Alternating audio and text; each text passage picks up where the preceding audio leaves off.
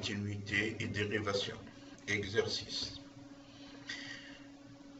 Comment lever l'indétermination 0 sur 0 en utilisant le procédé algébrique changement de variable, soit la fonction f de x égale racine de x moins 3 sur x moins 9.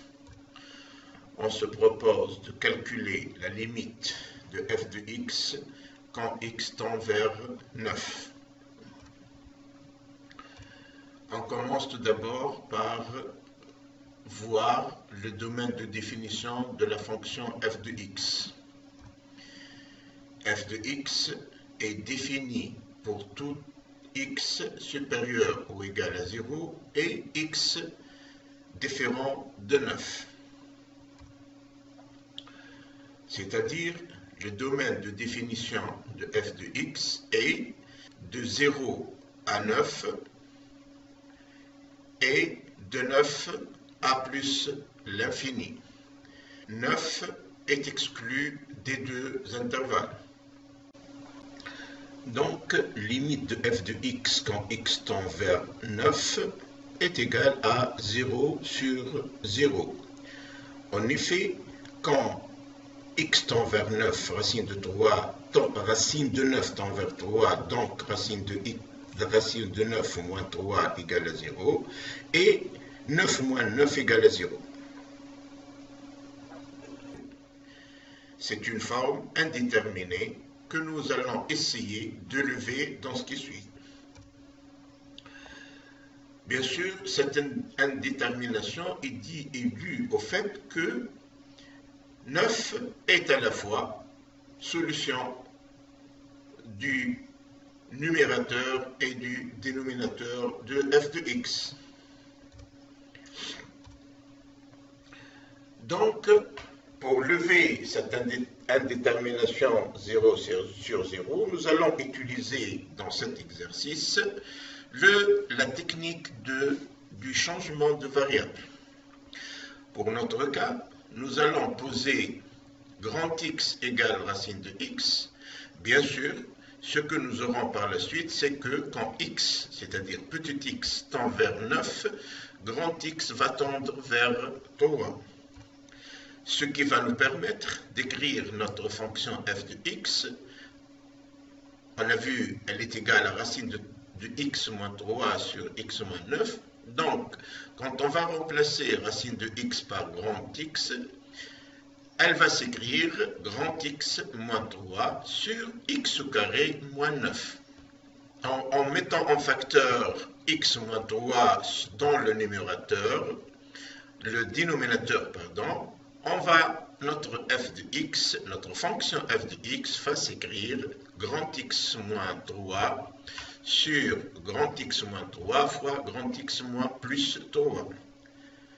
En simplifiant, notre f de x va s'écrire f de x égale à 1 sur grand X sur 3.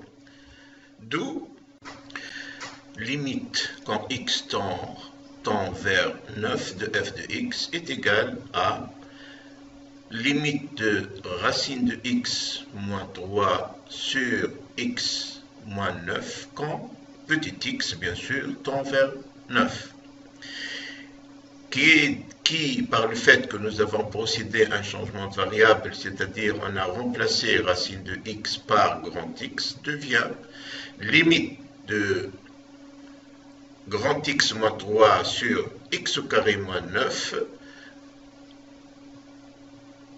quand grand X tend vers 3, qui est égal aussi à limite quand grand X tend vers 3 de 1 sur grand X plus 3, qui est égal à 1 sixième. Illustration graphique.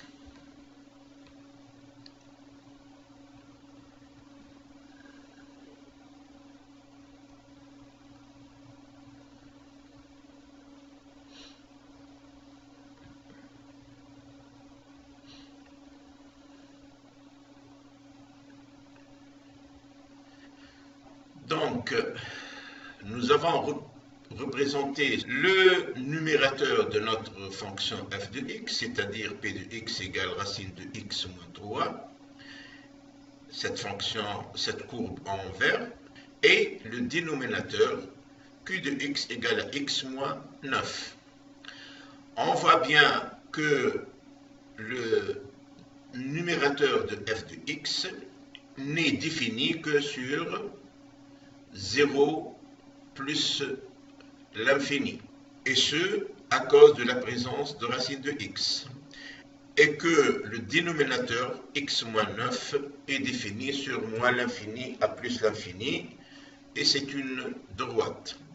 Ce qui nous donne notre fonction f de x égale racine de x moins 3 sur x moins 9 est définie sur 0 à 9 et de 9 à plus l'infini.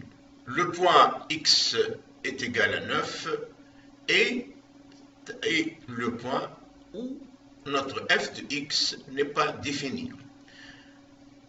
Quand vous regardez cette animation, on observe que quand x est égal à 9, ce point d'intersection disparaît, qui signifie que en ce point-là, c'est-à-dire x égale 9, notre fonction f de x n'est pas définie. Donc on a vu que les deux fonctions, c'est-à-dire la fonction p de x qui représente le numérateur et la fonction q de x qui représente le dénominateur de notre fonction f de x, s'annulent pour le point 9, pour le point x égale à 9.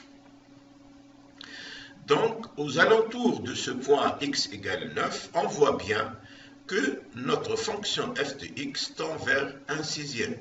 Regardez ce point d'intersection, il disparaît pour x égale 9.